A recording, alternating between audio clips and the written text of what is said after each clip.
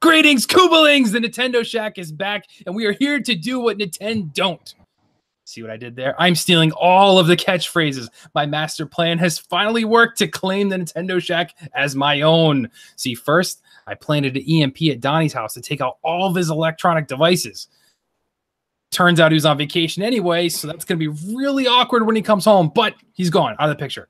And I totally tricked Jason into thinking his brother was getting married this weekend, as if anybody was going to marry that guy. Anyway, it is I, your host tonight, Kevin. This week, I've invaded the shack. I also left the window open so little Mr. Badbit could sneak himself into the shack too. How are we doing, man? I'm doing fantastic. Oh, wait, no longer, because greatness is here. It's arrived. Oh, man. I'm so excited. How are you, Kev? I'm doing great. This is so fun, and they're going to be so mad. It feels so wrong, but at the same time, feels so right. I know. It was such a good plan, but, I guess I kind of forgot about Caro, so I can't get her out now, so I guess you're here too. Hi, Caroline. Y'all are in trouble. Like, big trouble. What did we do? There's some Go sit in the corner, in the really gross corner over there of the shack that, like, we just don't go to. Go! That's where the trophy room resides. What are you talking about, that corner? Oh, man. No, that's my home. It's fine. We're just kind of changing things up a little bit. We got a PlayStation dude in here and a former shacker. Like, what? Not a former shacker. This conversation here, former shacker. I branded the damn thing. This shack was my idea. I just can't be on 5 podcasts a week, and nobody really wants it. Let's be honest. It was a point in PSVG where I was on every single show. It had to stop. Yeah, it's true. Nobody wants that. But you know what's real funny? You know, we're here. We're doing cross podcast play. Where's Sean Capri? He's not here. No, I'm just wondering. Why is Sony cross-playing with Nintendo? Because that's not where it's supposed to work. Because you know what?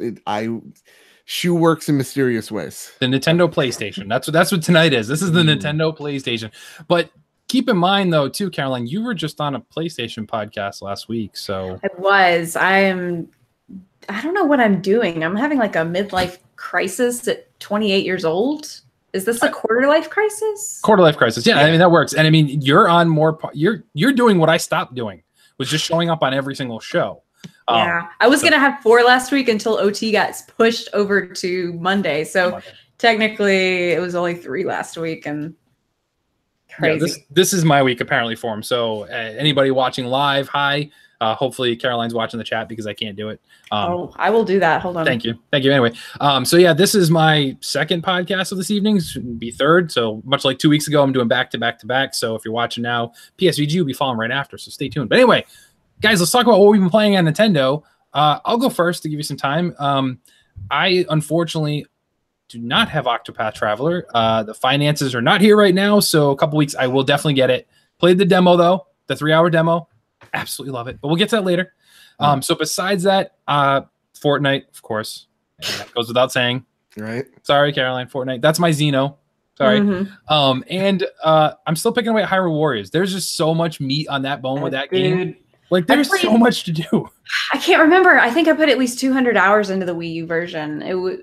There's even more this time because it's the combination of both of them. Yeah, I mean, and keep in mind, I beat the whole thing. Well, I didn't do all the adventure maps like I'm doing now. This is why I'm still playing this one now. But I played the whole thing on 3DS. Like, I already experienced most of this game.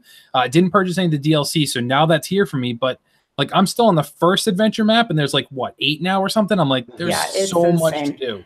There's 10 actually. There's 10 if you include the one that you unlocked through the Skulltulas. Oh, that's true. Yep, you're right. So I just unlocked Skull Kid now. So I haven't played as him yet, but I have that at my whim now, I guess. But yeah, I still love this game. If you have a Nintendo Switch and you don't have this game, this is a game you should have. It's an easy one to pick up and play for short periods of time, but it has so much content that you can always just be like, hey, let me knock out a map or two right now and just run through it. It's a great time. Yeah. Caroline, what about you? Anything other than Octopath Traveler on your plate right now? Just Octopath. It's a fantastic game. We're going to talk about it here in a bit, but it's been taking up all of my time.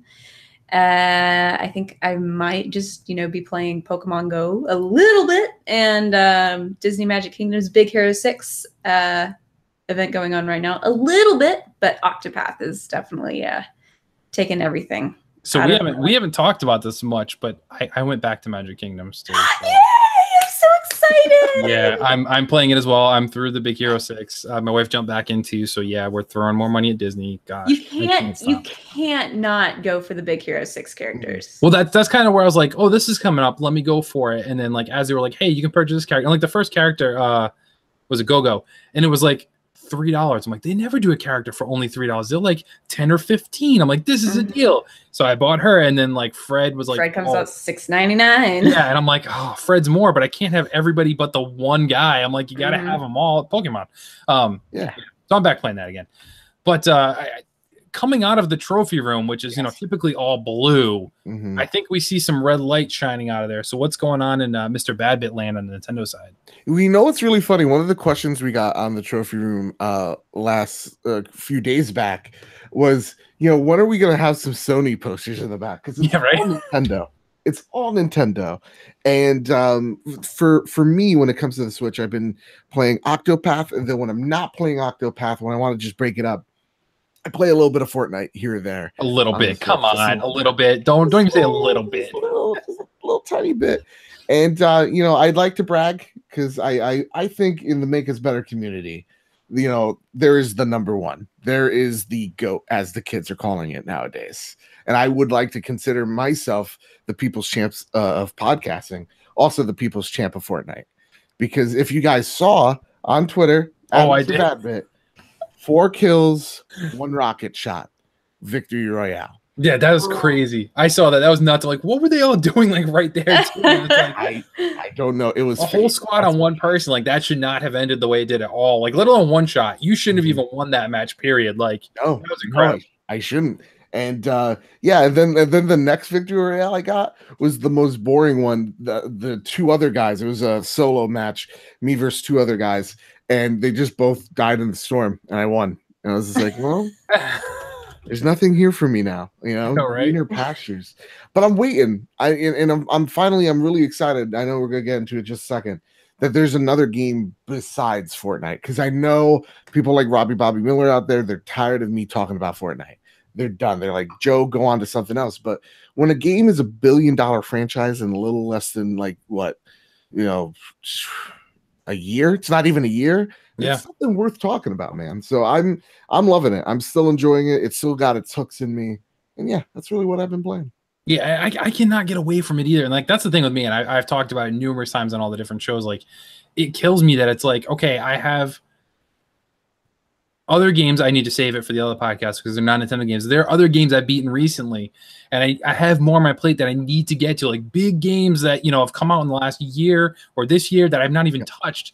And I'm like, well, I guess I'm gonna have to go ahead and play some more Fortnite, and that's all I keep doing. I bought Hollow Knight on the day of E3. Literally after it was announced, I have not touched it, and I know how great that game is. Everybody's talking about how amazing it is, and it's just like Fortnite. That's it. We got people in the Make Us Better community. We got Joey Splat, Zombie Dude in there, and we're just like we're all playing together. We're all having fun.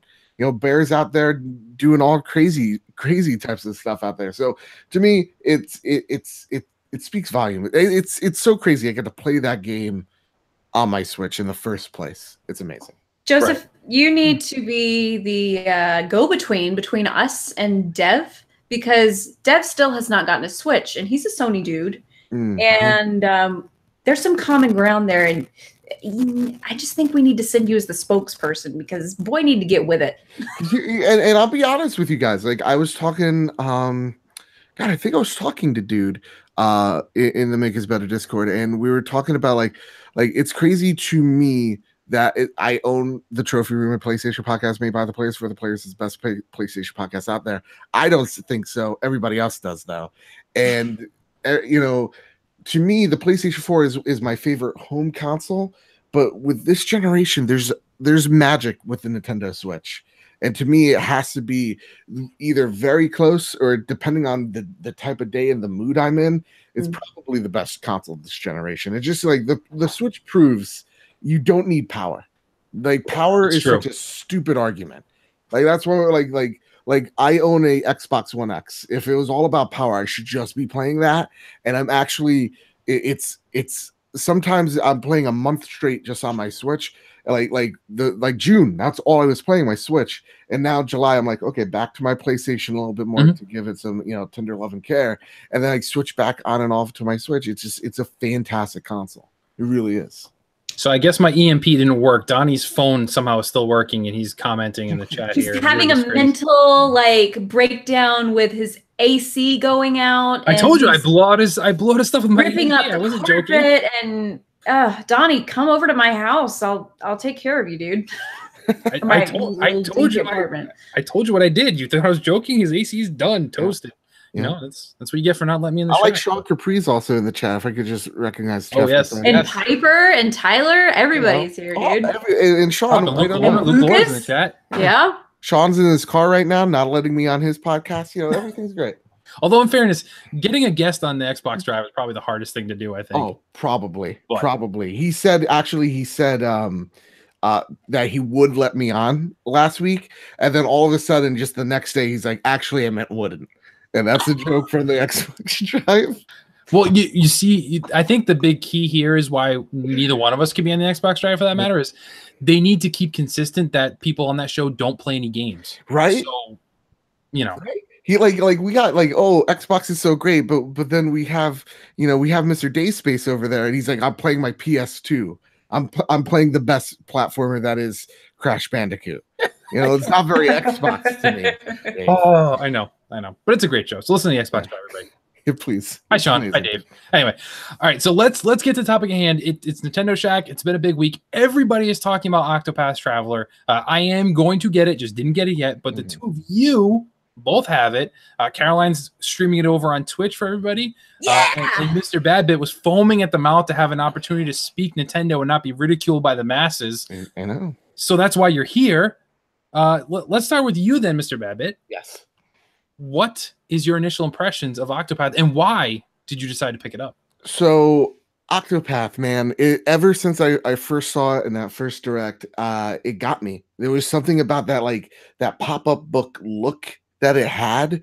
Usually, when it comes to those retro-inspired games, I'm typically kind of all right, it's cute, it's awesome, it's great for the people that like it, but usually I'm more, again, with my PlayStation, right? But to me, there was just something artistically that spoke to me with this game. And usually JRPGs don't speak to me whatsoever. I'm not into them. Turn-based, besides for Pokemon, not really my jam. Usually, it's something I'm not into. But there is something really magical about Octopath Traveler that just speaks to how amazing the game feels. Everything feels like I'm a kid again playing my SNES. It feels like a SNES game, but they took every SNES game, every RPG in that era, they put a microscope to it, and they're like, here's the things that worked, and here's the things, the innovation years afterwards, we'll put that in here. And this game has opened up the genre to me, the JRPG genre. I'm infatuated with it. I love it. It's my second favorite game this year, besides another one I can't talk about. It's true. I mean, you said that harkens back to the SNES era, and that for me, that's the initial reason. Obviously the game is beautiful. The first time we saw it, and we saw hey, it's the pixel art, but it's beautifully rendered backgrounds and kind of the depth of there. I was hooked right from there. But then the first demo came out and I played it and I enjoyed it. It was rough around the edges in some spots, but it was super early on and they did it for feedback. But then playing that second one, the 3-hour one, I'm like, man, this is a retro game modernized. You look at examples of games like this, and I know it's not in the same vein, but in my mind, I'm putting these two on the same pedestal, which is high up there. Shovel Knight is another example of a retro game done modernly. That's perfection. And then you have this come out now, and this is great. And like I said, I only got the 3 hours. I'm foaming at the mouth to play more because it just looks like something I'm going to lose myself in. and just love every second of it because this reminds me of Final Fantasy 3 on the SNES. It reminds me of Chrono Trigger, but better and modernized. And I'm going to be honest with you, Kev. I've never played any of those games. Oh, so it's even better. It's even better than you love it from that. Like so that also proves then in this case that it's not necessarily nostalgia that's yanking everybody in. Like I said, you haven't played those games, so you don't have any connection there, but I do, and it made the connection for me even better then. But it's good that it can still reach that audience, and we look at what happened where they didn't make enough copies of the game for people to buy in retailers. I did try and find it at one point last week. I couldn't find it. I can order it online. I could do a digital course, but I was trying to see one in person. I've yet to see the game in person yet. I went shopping with my friends. We went to a couple of Targets, and there were none in stock. Just they sold out in Japan. They're sold out. It's crazy. So I'm in the tri-state area, and like the only GameStop I went on the mobile device, you know, these phones, I don't know, their screen's bright. And I went on the GameStop app, and the only place that had it was like 25 miles away. And I'm just like, this is nuts. Again, tri-state area, I have 3 GameStops. No, not even more. At least 5 GameStops around me in a 20-minute, area. So it's crazy. It's so nuts how well that game's selling, and it speaks volumes because it's amazing. And it's crazy because you think like, okay, if they had more copies, it would be selling even better. Like that's what's great. So the people who want physical, we know there's still a market for people who want physical, especially in Nintendo world, because the stuff retains value so well on Nintendo versus other consoles that people will wait and say, like myself, like I could buy digitally, but I'm kind of like, I think I want the physical. And something that big too, it's mainly because like I don't want to take up that much space on my Switch because I imagine the files got to be huge. But you look at that, it's like, okay, how much better could sales be if it was there? Yeah, I actually bought it digitally when I my Switch is my first digital only console. And I am physical all the way, but for the Switch, and I know a lot of people, Skinny Matt is turning in his bed right now. He's like, what? Someone said digital only. That's me too. Skinny Matt and I have the same. There's some games that I can do digital, but if it has a physical counterpart, I will absolutely go for the physical. I think it's also because of the space I'm in. I have just crap littered around everywhere that I'm just like, I can't do it anymore. I can't. Like when it comes to my PlayStation, when it comes to my Xbox, that's where I'm fine with because I'm stationary when I play it. But with the Switch, I'm on the go so much. Right. I'm playing this like in between classes or something, and that's where I play it. I'm mostly handheld, which we'll talk about that in a sec. But like, it surprises me that to me this is I don't miss physical. Like I miss that collector's edition. That book, oh my, the Wayfarers, yep, so good. But the convenience, it grips me, man. It grips me. Let me find how much space this takes. Okay, yeah. While you're doing that, so Caroline, you got it. We knew you were getting it for a long time. We've talked about it. It's been brought up on the Shack numerous times. So what exactly made it click for you? Did you know, like I did from like the trailers, that like, hey, this is something I'm going to be into, or did it take the actual demos to get you really grounded in? And what do you think so far? The original trailer I was interested in, but it wasn't until I heard that it was the same group that did the Bravely series. Right. Bravely Default and Bravely Second, that I was like, I'm sold. And the brave points and the battle points in this system are similar, but not like, I mean, it's a different dynamic altogether. Just my love for the JRPGs in general. Everybody knows that JRPG is probably one of my favorite, if not my favorite,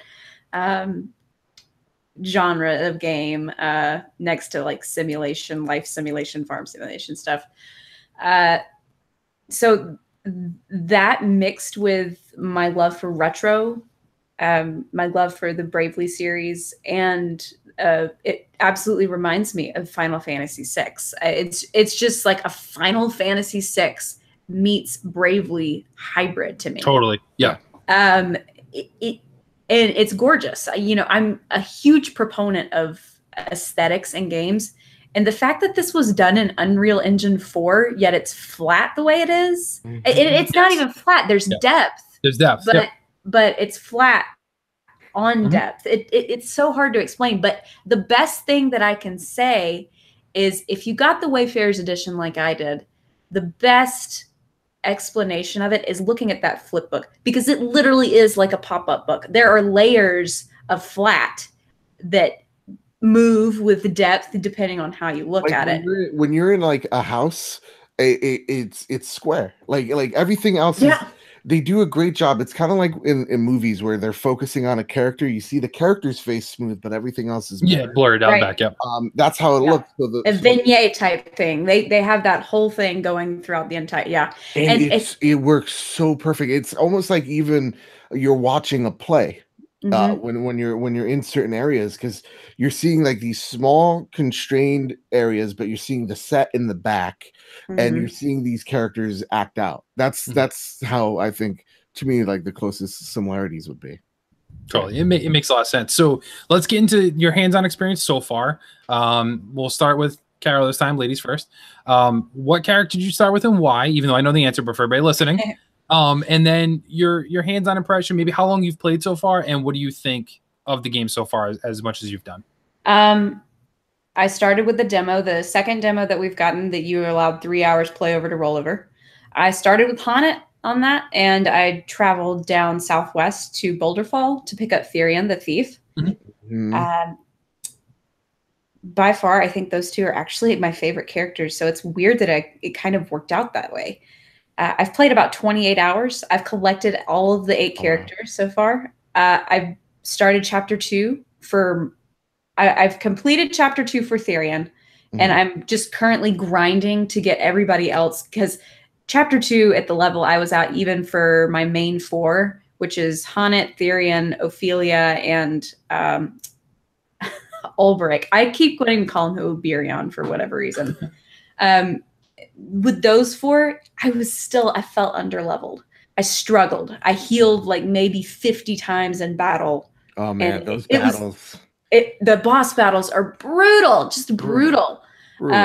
Totally unforgiving. And I just feel like I need to grind some more, especially the fact that there's no EXP share. And I wish there was an EXP share. Maybe there's an item down the line that we get or something. But the fact that you can only take 4 at a time, and the other 4 sit kind of just in the tavern or wherever you leave them until you can switch your party out, they don't gain those levels while the other people. So I've got 4 level high 20s, almost 30s, and then 4 not even level 10, 12 yet. And that's the only qualm that I have with it so far. But obviously I've played about 28 hours, like I said. And I think that speaks volumes, probably. The 28 hours I've devoted in less than a week. And I'm loving all of the characters. They all have so much to offer. I think my least favorite is Alphen, just because he is an apothecary, yet when I've got my healer Ophelia and she automatically heals instead of having to mix pots like you do for an apothecary. Oh, sure. It just kind of seems counterintuitive. And actually, the first job that I encountered in the wild that you can get was the apothecary job. I'm like, well, great, I'm never going to use this thing. So I will only level up Alphen just to get his storyline done. He's not going to probably be any of my main party unless he ends up being like a huge DPS tank type character. But definitely not. It doesn't seem like that. That's my 2 cents so far. For me, most of my party is the same. I have, I believe, 5 characters so far. I've played 10 hours of the game. I have Therion, which is, he's my favorite. He is Bay material. I have Hyatt as well. I'm gonna just call her Hyatt Hotel. I got her Hunter. Rate 5 stars on Travelocity.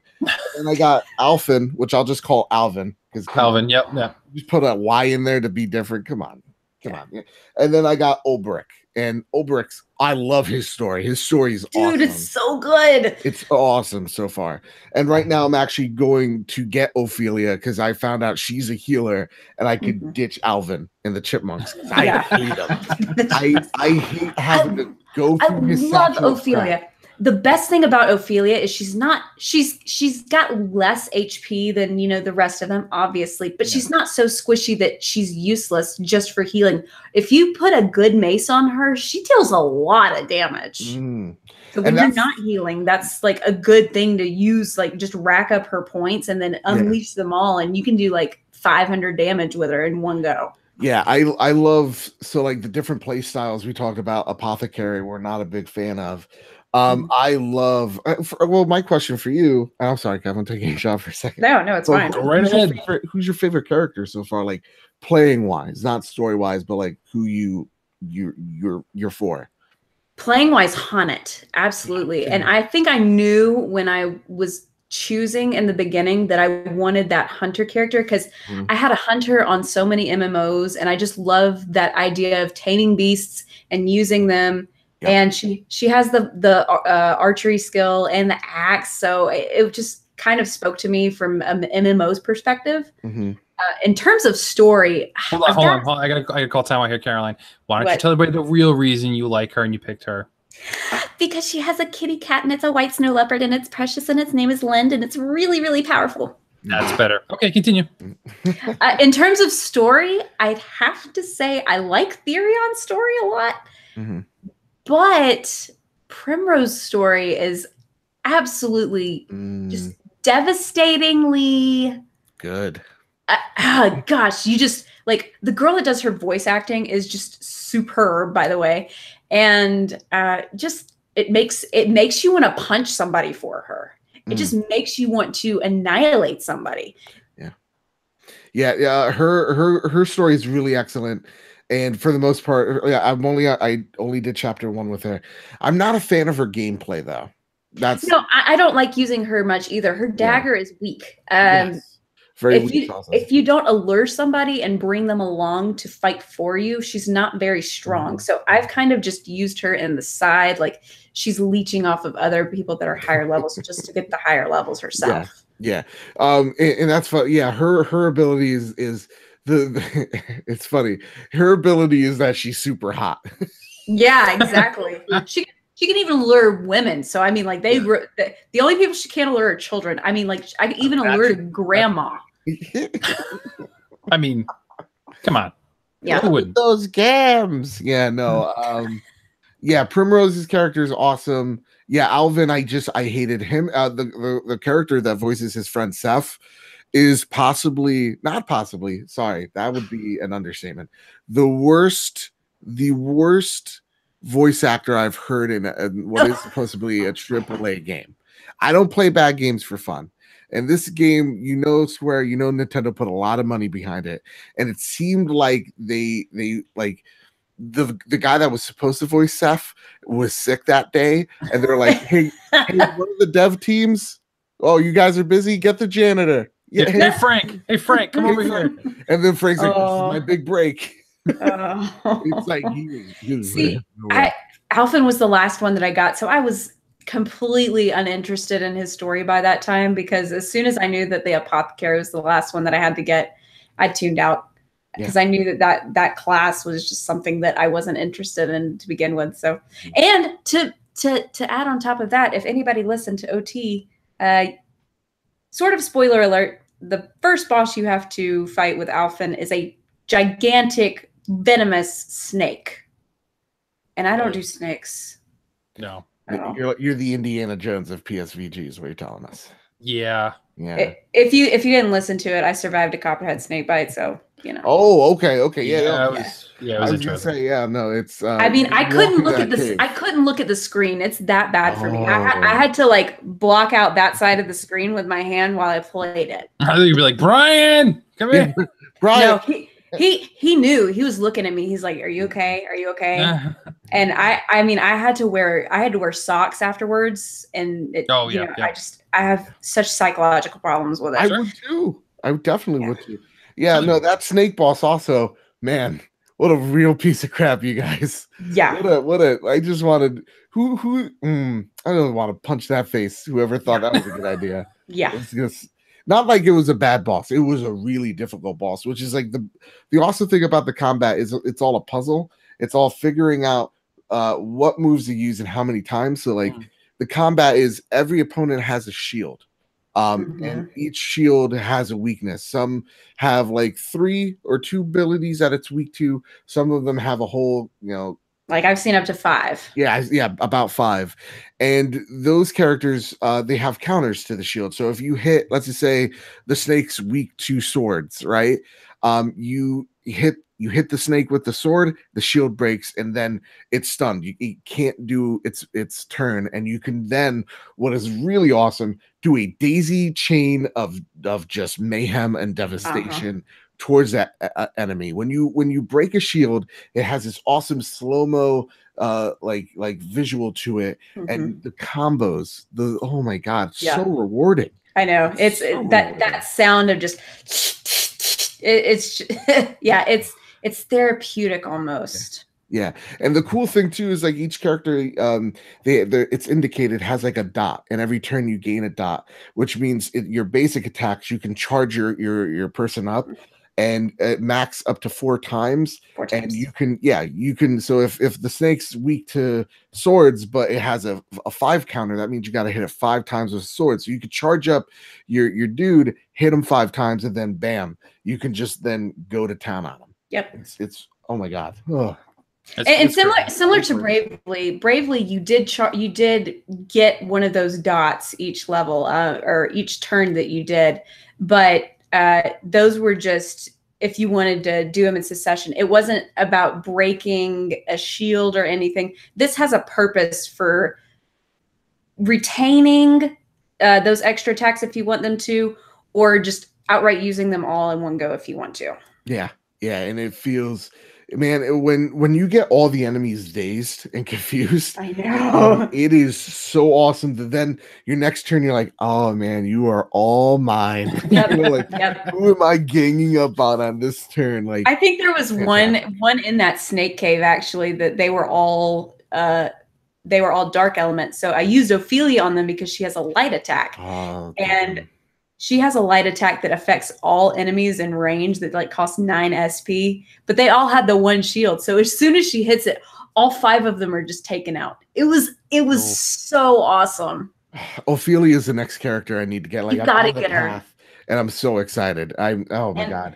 I personally love her because Christina V is her voice actress, and Chris V is one of my favorite voice actresses. And when I found out that she was voicing her in the game, I was like, I got to get her next. This was after the demo. So I went from Therion all the way over to that's a really long ways off. What I did was I took Hyatt Hotel and I just used Travelocity to hit every single city. And I was like, Expedia, I got Therion, I'll keep going with this joke. There's so many more deals. Yeah, the best deals. You talk to that gnome guy, he's real good. Real creepy too, right? Doesn't blink, mouth doesn't move, it's just a statue. Who thought in the PR room that was a good idea? Because that thing gave me nightmares. Anyway, years later, still using it. But anyway, so I think the biggest thing to take away from all this, because we don't want to talk too much about it, but basically we want to address it because everybody's talking about it, and hopefully push some people that are on the edge off that edge and say, go get it because it's worth it. You have 2 people here that are having a great experience that both have different backgrounds and different appreciations for those SNES RPG type things. You no experience to lots of experience, and I think it's a great rewarding game for everybody. I find it ironic that people or even Square themselves were surprised at the level of success it had when to me it was like a no-brainer. Like right from the start, I'm like, this is going to do amazing. Like, and it seems like they second guessed it, which is kind of crazy. They even came out and apologized for their underestimation of the game and that they were creating more copies to go on sale, especially in Japan. Right, it's sold out. You can't get it. Yeah, I mean that's nuts. Yeah, I was talking to Turbo Jesse about it on Twitter, and he put his tinfoil hat on. He's like, I bet they did it on purpose for publicity, and I'm like, I don't think you need to do that. No. I mean, like Square, I think in this marketplace, when you're a AAA developer, you just look at Crash Bandicoot is a great example, right? Last year when that came out on what shall not be named, but you can check out the Trophy Room, a blank podcast made by the blank.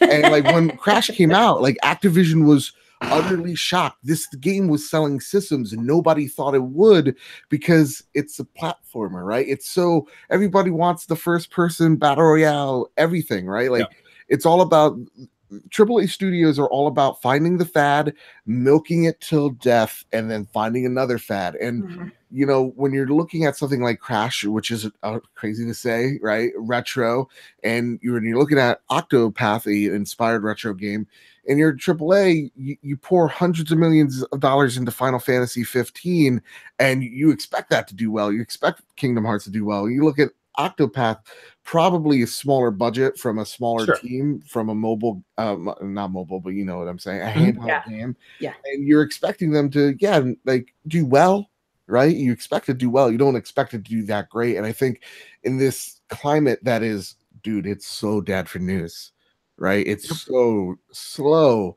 and this game just take off. It's kind of just like it's like the summer blockbuster for games. It's a summer blockbuster. Yes, it's kind of like it's kind of like something like a Fortnite. It just comes out of nowhere and it's in the zeitgeist. And I think Octopath does a great job because that's what you like. Nintendo fans, from what I've seen from so many of you guys, is you guys love that. Like you love your Shovel Knights, you love your Hollow Knights, right? And so I think this is amazing news. I think I don't think it's on purpose. Yeah. No, I don't think so either.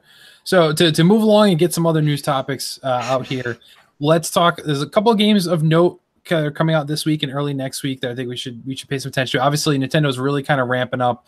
You guys covered it last week with the indies coming out with more and more indies every week. They want to push for like 20 to 30 a week, which is insane. But when you look at it, they've kind of almost been doing that anyway. Most weeks, there's been a ton of games coming out, just continuing. But a couple highlights I picked out. Number one for me, and I know Jason and Lacey's on the fence here on this one too. We're both kind of interested, want to see what it does. Adult Swim Games Pool Panic is out now. The most unrealistic pool game ever, as they call it. Looks very funny in typical Adult Swim fashion. So I may pick that up. It's currently out now, $14.99.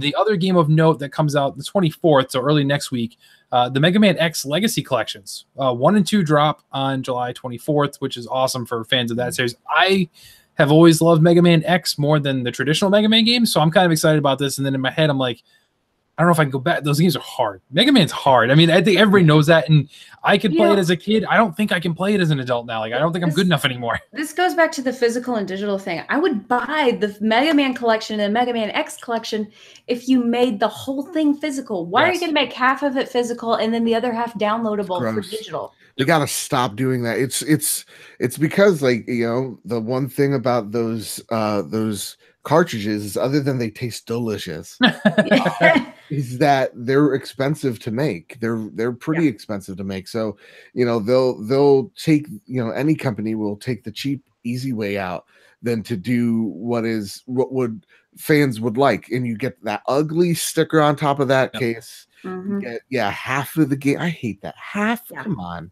Yeah, it's stupid, and it's cutting corners when, you know, fans would respect you a little bit more and go out and buy that thing a little bit more if you just went the extra mile. Exactly. Speaking of cartridges tasting gross, I actually licked my limited run Thimble cartridge thing just to see if, hey, maybe the limited run is going to be different. No, it tastes just as bad. Tastes like butt. Yeah. Oh, like earwax. Ugh.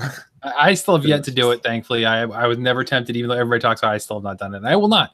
But there was some breaking news that came out literally like right before we hit record. So, Caro, tell us what every Switch owner should be doing right now. You should be updating your Mario Kart 8 Deluxe, especially if you're a Zelda fan, because in addition to the regular Link that we get, we're getting, I believe it's a new character, guys. It's a new Link that has the champion's tunic and the ponytail and everything. And not only that, you're getting his Master Cycle Zero from the second DLC in Breath of the Wild. Comes with ancient tires, you know, when you can unlock those. And his paraglider is like the actual paraglider for the cart in the game. So that is available now, 1.6.0 update. It dropped out of the blue this evening, right before we went, you know, like literally an hour ago, it dropped. Yeah. So and it's go completely download free, right?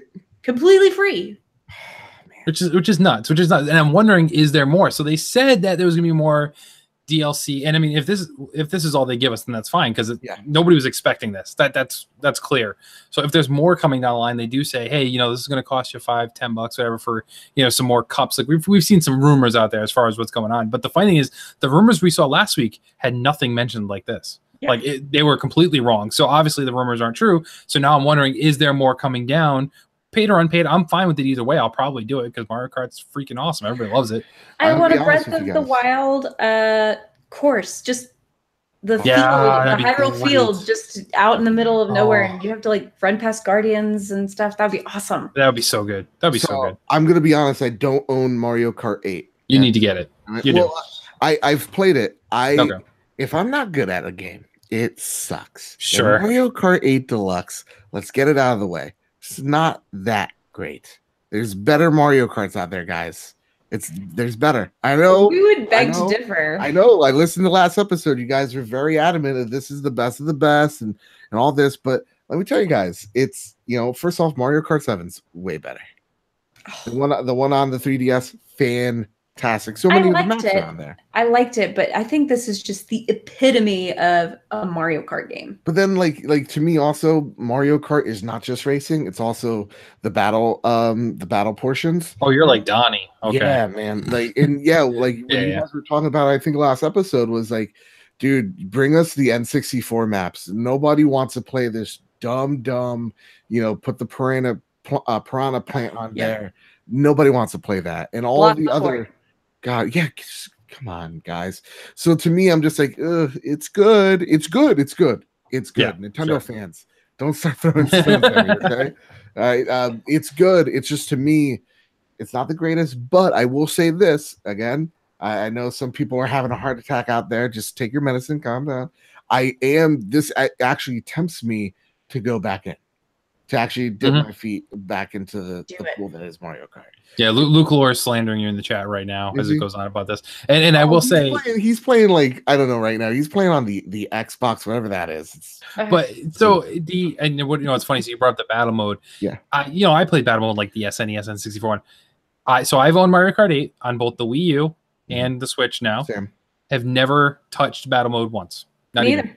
That's a damn shame. Never even clicked on it. No interest. Oh my god. Yeah, no. Battle mode stopped being good after N64. Like, I don't even remember the GameCube stages. Maybe the donut or something. Was there a donut in that? No idea. That's the only one I never played. I've never played Double Dash. Double Dash was good. Double Dash was good. But yeah, no, for me, like my childhood is surrounding like Mario Kart, Super Smash Brothers, and Mario Kart in particular. Like my cousin would come over and hours wasted on Block 4. It's just me too. It's so good. I don't remember the name of the one that had the red and the green tiers. There were like 4 levels. Oh, I remember that. I don't know the name of it, but I remember that when you bring it up. But we would get lost on that one too. Yeah, it was nuts. So a couple of the quick hit news stories, nothing real deep here. But the Unreal Engine is known for powering most games on Nintendo Switch. Epic just released version 4.2 of the Unreal Engine.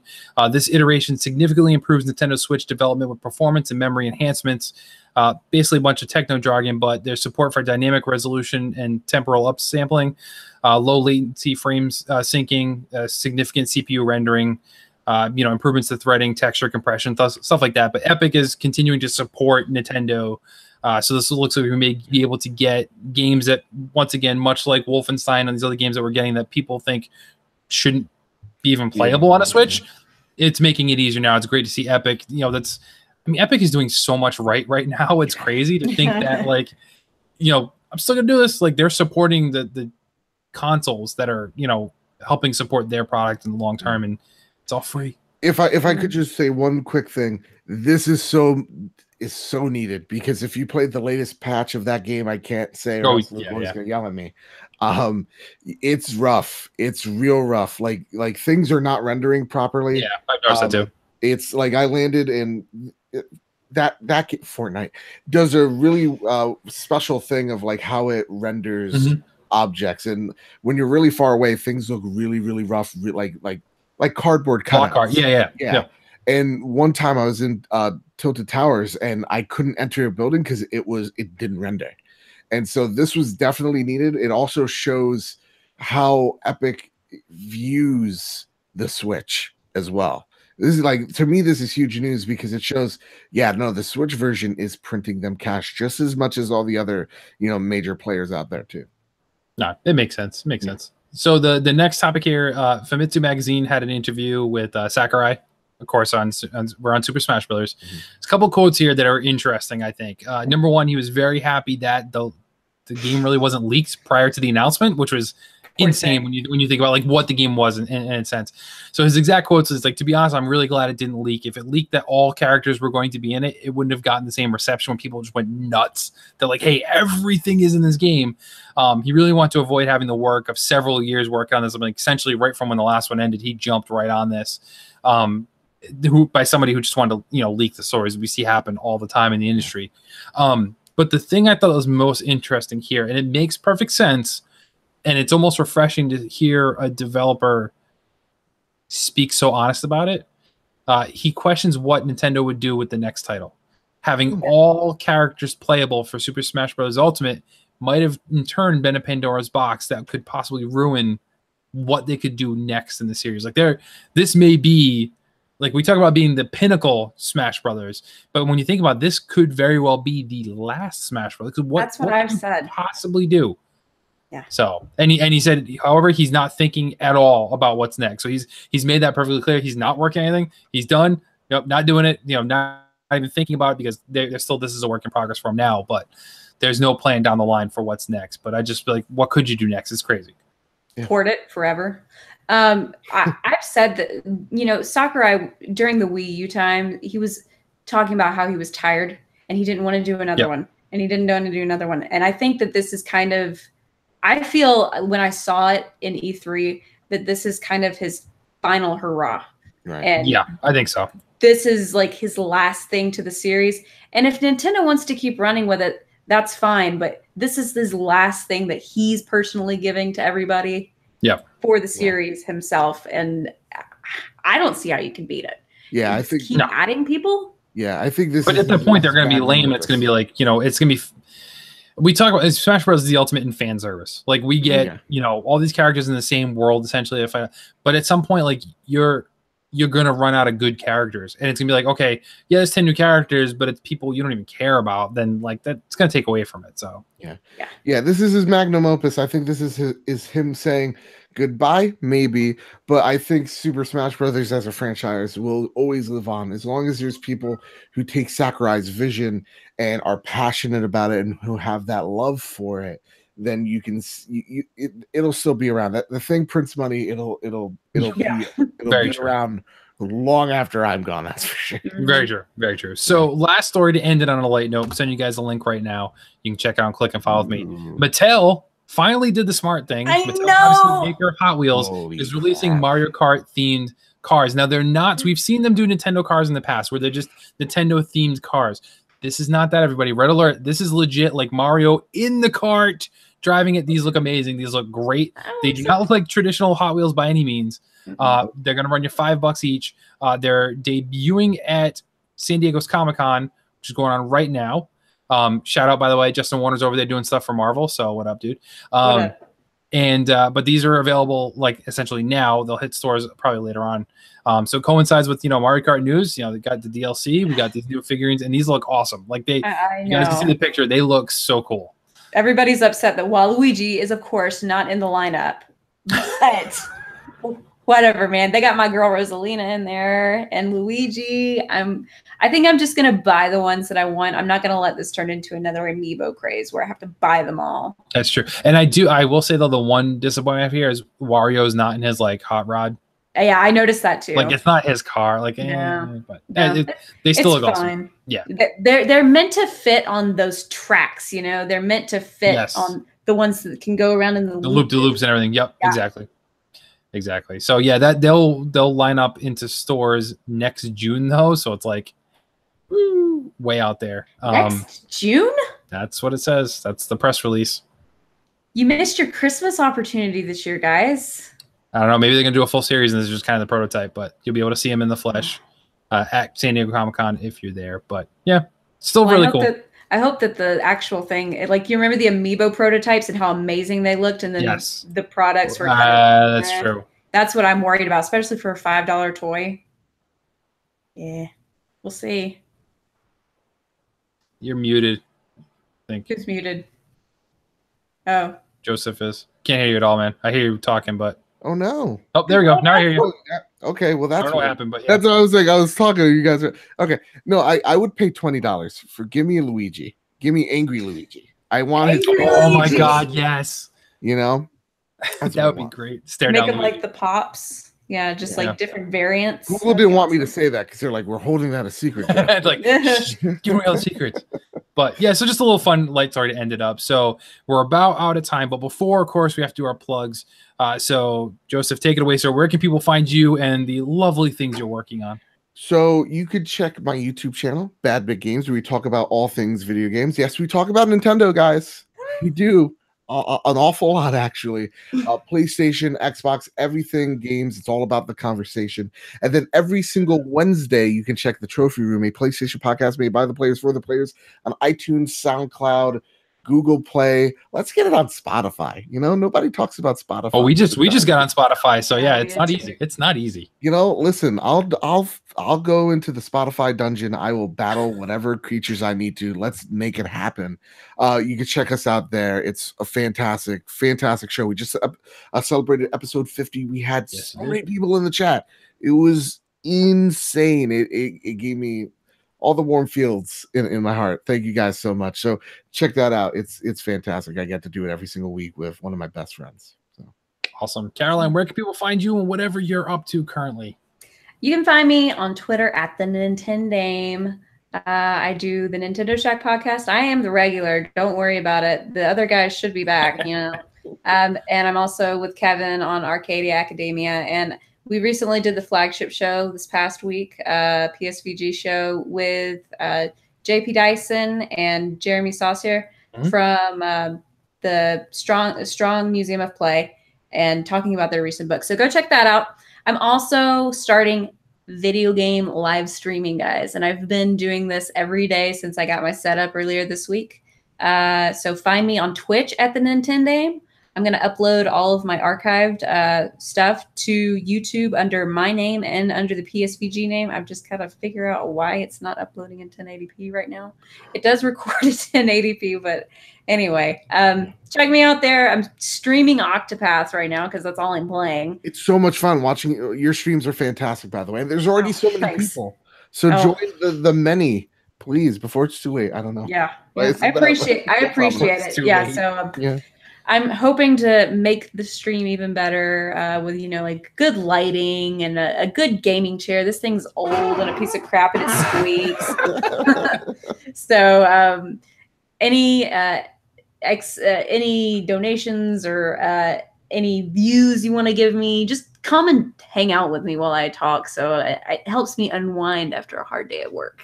Exactly. So- Twitch.tv/the Nintendame. The Nintendame, yes. So there you go. Go and give her a like and subscribe and check out her streams there. And it's all good right now because she's not playing Xenogears.